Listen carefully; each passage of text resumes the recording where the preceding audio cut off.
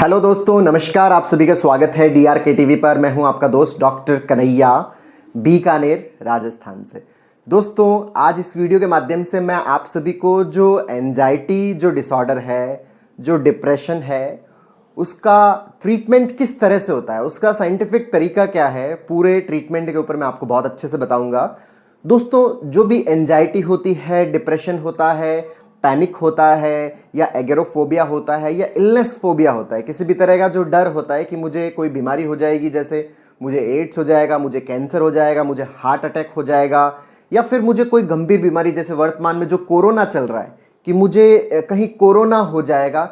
ये सारे जो डर है, इस डर के अंदर इंसान को बहुत ज़्यादा घबराहट होती है। ये सारे जो डर है वो एंजाइटी के ही पार्ट हैं।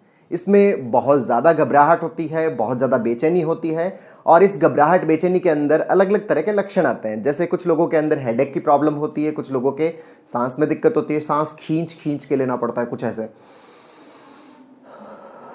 लंबा और गहरा सांस ऐसे खींच के लेना पड़ता है। कई बार तो सांस पूरा नहीं आ पाता, तो 2-3 बार लेते हैं तब जाके सांस पूरा आता है। तो इस तरह से खींच खींच के सांस लेना पड़ता है। रात को सोते हैं तब धड़कन तेज हो जाती है, कानों के अंदर धड़कन सुनाई देने लग जाती है। और जो पेट है उसके अंदर बहुत सारी प्रॉब्लम्स होने लग जाती है, जैसे गैस्ट्रिक प्रॉब्लम्स हो गई है, पेट फूला फूला सा रहने लग जाता है, मटकी जैसा हो जाता है। थोड़ा सा कुछ भी खाया तो उसके बाद पेट फूल जाता है, खाना है वो पचता नहीं है, और भूख है वो भी या तो कम हो जाती है या बहुत ज़्यादा भूख लगने लग जाती है, कॉन्स्टिपेशन सा रहने लग जाता है। पूरे शरीर के अंदर वीकनेस सी रहने लग जाती है, कमजोरी सी रहने लग जाती है, हाथों पाँव में कंपन से रहने लग जाते हैं, और शरीर पूरा भारी भारी सा रहता है। तो ये तो है इसके कारण जो इमोशनल और जो फिजिकल जो सिम्टम्स हो रहे हैं एंजाइटी की वजह से। उसके अलावा जो साइकोलॉजिकल सिम्टम्स में कुछ ऐसा रहता है कि हर वक्त इंसान है वो उस डर की वजह से, जिस वजह से एंजाइटी हो रही है, वो थॉट हमेशा उसके दिमाग में चलता रहता है, और उसकी वजह से वो फ्री फील नहीं कर पाता, ओवर थिंकिंग का शिकार हो जाता है। कहीं पे भी जाता है हर वक्त दिमाग के अंदर वही थॉट्स लगातार चलते रहते हैं। ऐसा लगता है कि वो मुक्त नहीं हो पा रहा, वो जहां पे भी जा रहा है उस जगह से कनेक्ट नहीं हो पा रहा। उस जगह पर जहां पर भी हम जाते हैं, मान लो आप अपने फैमिली मेंबर्स के यहाँ जा रहे हो, आप ऑफिस जा रहे हो, तो वहां जाने पर आपको जो खुशी मिलती है, जो मजा आता है वहां पर, जो डे टू डे लाइफ के जो काम करके, वो जो खुशी वाला पार्ट है वो गायब हो जाता है। हर वक्त ऐसा लगता है जैसे दिमाग को किसी चीज ने खींच रखा है, दिमाग किसी चीज से बंधा हुआ है। तो इस तरह के साइकोलॉजिकल सिम्टम्स प्रोड्यूस हो जाते हैं, और उसकी वजह से जो बिहेवियरल सिम्टम्स ये रहते हैं कि वो जो काम कर रहा होता है वो काम नहीं कर पाता, या फिर उस काम की जो प्रोडक्टिविटी है वो डाउन हो जाती है, उसके जो फैमिली रिलेशन है वो प्रॉपर नहीं हो पाते, उसका जो सोशल रिलेशन है वो प्रॉपर नहीं हो पाते, ऑक्यूपेशन है वो उसका बहुत ज़्यादा डिस्टर्ब हो जाता है। तो दोस्तों, जो ये डिप्रेशन, एंजाइटी, पैनिक डिसऑर्डर है, जो एगोराफोबिया है, ये जो सारी जो चीज़ें हैं, इसकी वजह से एक व्यक्ति को बहुत सारी चीज़ें तकलीफ दे होती है, बहुत सारी तकलीफ से उसे गुजरना पड़ता है। उसके बहुत सारे इमोशनल सिम्टम्स आते हैं, साइकोलॉजिकल सिम्टम्स आते हैं, फिजिकल सिम्टम्स आते हैं, और बिहेवियरल सिम्टम्स होते हैं, जो मैंने आपको बताया। तो दोस्तों, अब यहाँ पे ये सवाल पैदा होता है कि ये एंजाइटी होती ही क्यों है, जो डिप्रेशन है वो क्यों होता है, जो पैनिक डिसऑर्डर है वो क्यों होता है। दरअसल दोस्तों, ये जो डिप्रेशन, पैनिक, ये जो पार्ट है ये हमारे इमोशन का पार्ट है, और जो हमारे इमोशंस है वो डिपेंड करते हैं केमिकल्स के ऊपर। कुछ न्यूरोकेमिकल्स होते हैं, जैसे मैं आपको एक एग्जांपल लेके बता रहा हूं। जैसे एक सीरोटोनिन नाम का न्यूरोकेमिकल होता है। जब सीरोटोनिन की अमाउंट कम हो जाती है, जब सीरोटोनिन की मात्रा कम हो जाती है, तो उस स्थिति में डिप्रेशन फील होने लग जाता है, एंजाइटी से रहने लग जाती है, घबराहट सी होने लग जाती है, बहुत लोनलीनेस सी फीलिंग आने लग जाती है, इग्नोर्ड सी फीलिंग आने लग जाती है, और उसके बाद बहुत सारे सिम्टम्स प्रोड्यूस होते हैं जो मैंने आपको बताया था। तो सीरोटोनिन की मात्रा जब कम हो जाती है तो डिप्रेशन प्रोड्यूस होता है। सीरोटोनिन की मात्रा जब ऑप्टिमम हो जाती है तो उस स्थिति में इंसान बहुत अच्छा फील करता है, बहुत जबरदस्त फील करता है, बहुत बढ़िया फील करता है, और अपनी लाइफ को बहुत अच्छे से एंजॉय कर रहा होता है। जो काम वो करना चाहता है वो काम बहुत अच्छे से कर रहा होता है। उस काम के अंदर जो उसको मजा आना होता है वो काम के अंदर मजा भी बहुत ज्यादा आ रहा होता है, और प्रेजेंट मोमेंट के अंदर होता है, जो वर्तमान है उसके अंदर होता है। मतलब जो काम कर रहा है उसी काम के अंदर उसका पूरा ध्यान रहता है, जब सीरोटोनिन की मात्रा ऑप्टिमम हो। तो दोस्तों, यहां पे हमने ये चीज समझा कि सीरोटोनिन की अमाउंट अगर कम हो जाती है तो डिप्रेशन, एंजाइटी, पैनिक, ये वाले सिम्टम्स प्रोड्यूस होने लग जाते हैं, और सीरोटोनिन की मात्रा अगर ऑप्टिमम हो जाए तो उस स्थिति के अंदर जो हम बहुत अच्छा फील करते हैं, डिप्रेशन से ओवरकम हो जाते हैं, एंजाइटी से ओवरकम हो जाते हैं, और जो पैनिक फील हो रहा है उस पैनिक से भी हम ओवरकम हो जाते हैं। पैनिक मतलब जो मरने का जो डर होता है, अचानक ऐसा लगता है भाई मेरे को साथ कुछ अजीब सा हो जाएगा, मैं मर जाऊंगा, या कुछ ऐसा मेरे साथ होने वाला है, कुछ गंभीर मेरे साथ होने वाला है। तो इस तरह की जब फीलिंग क्रिएट होती है तो पैनिक डिसऑर्डर हो जाता है। तो दोस्तों, यहाँ पे हम बहुत अच्छे से ये समझ गए कि सीरोटोनिन की जो अमाउंट है, जो सीरोटोनिन की अमाउंट कम तो डिप्रेशन, एंजाइटी, घबराहट, और सीरोटोनिन की अमाउंट अगर ऑप्टिमम तो सब कुछ बढ़िया बढ़िया, अच्छा अच्छा। तो ये जो सीरोटोनिन कम हो जाता है, अब अपन थोड़ा सा ट्रीटमेंट के ऊपर बात कर लेते हैं कि जो ट्रीटमेंट के अंदर क्या होता है। दोस्तों ट्रीटमेंट के अंदर बेसिकली क्या होता है कि सीरोटोनिन के अमाउंट को बढ़ाया जाता है।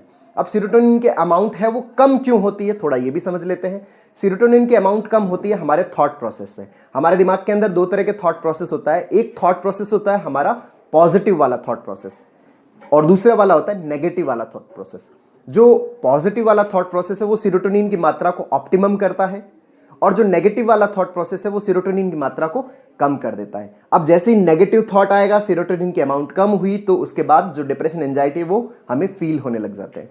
जब भी पॉजिटिव थॉट आता है तो उस समय सीरोटोनिन की अमाउंट बढ़ जाती है और हमें बहुत अच्छा फील होने लग जाता है, हम डिप्रेशन एंजाइटी से ओवरकम हो जाते हैं। तो ये जो सीरोटोनिन की मात्रा जो बढ़ाने की जो प्रक्रिया, मतलब जो पॉजिटिव थॉट्स है वो तो सीरोटोनिन के अमाउंट को बढ़ा देते हैं, नेगेटिव थॉट्स है वो सीरोटोनिन के अमाउंट को कम कर देते हैं। तो दोस्तों कोई भी ऐसी चीज जो पॉजिटिव इफेक्ट क्रिएट करती है, जो पॉजिटिव थॉट्स क्रिएट करती है, इसीलिए जो लोग ये बताते हैं कि भाई हम थोड़ी देर के लिए जो मोटिवेशनल वीडियोस देखते हैं या कुछ भी ऐसा पॉजिटिव होता है या कोई अच्छा कोई व्यक्ति है जो हमारे साथ अच्छी बातें कर रहा होता है तो हमें बहुत अच्छा लगता है। क्यों? क्योंकि जो अच्छी बातें उसके दिमाग में जाती है, पॉजिटिव थॉट्स क्रिएट होते हैं और उन पॉजिटिव थॉट से सीरोटोनिन की अमाउंट ऑप्टिमम हो जाती है और उसको अच्छा फील होने लग जाता है। और अगर मान लो कोई ऐसा व्यक्ति जो नेगेटिव बोल रहा हो या दिमाग में नेगेटिव थॉट्स आ रहे हो, उस समय सीरोटोनिन की मात्रा कम हो जाती है, और जैसे कम होती है तो उसके बाद में जो डिप्रेशन एंजाइटी घबराहट फील होने लग जाती है। तो दोस्तों ऐसा क्या करें कि सीरोटोनिन की अमाउंट ऑप्टिमम हो जाए? इसके दो तरीके हैं। एक तो एक्यूट मैनेजमेंट, एक तो सीरोटोनिन है उसको वैसे ही अपन एक्यूटली बढ़ा दें, और एक परमानेंटली उसको बढ़ाए रखें। तो एक्यूटली बढ़ाने के लिए दोस्तों दवाएं यूज की जाती है। कुछ ऐसी मेडिसिन होती है जैसे सिलेक्टिव सेरोटोनिन रीअपटेक इनहिबिटर्स होती है, SSRI जिनको बोलते हैं। ये दवाएं क्या करती है कि सीरोटोनिन के अमाउंट को बढ़ा देती है। जैसे ही सीरोटोनिन की अमाउंट बढ़ती है तो उस स्थिति में हमें डिप्रेशन एंजाइटी से निजात मिल जाती है, हमें अच्छा फील होने लग जाता है। लेकिन दोस्तों जैसे ही दवा हटेगी सीरोटोनिन वापस कम हो जाएगा। क्यों? क्योंकि सीरोटोनिन को जो कम करने वाला जो थॉट प्रोसेस है, जो नेगेटिव थॉट प्रोसेस, अगर अभी भी वो पड़ा है तो वापस वही की वही प्रॉब्लम होने लग जाती है। इसीलिए दवा के साथ साथ हमें कुछ ऐसे इंतजाम भी करने पड़ते हैं जिसकी वजह से हमारा जो सीरोटोनिन प्रोड्यूस होने वाला जो प्रॉपर तरीका है वो प्रॉपर रूप से बना रहे, मतलब सीरोटोनिन परमानेंटली आपका ऑप्टिमम बना रहे। इसके लिए भी हमें वर्कअप करना पड़ेगा। इसके लिए क्या वर्कअप करना पड़ेगा?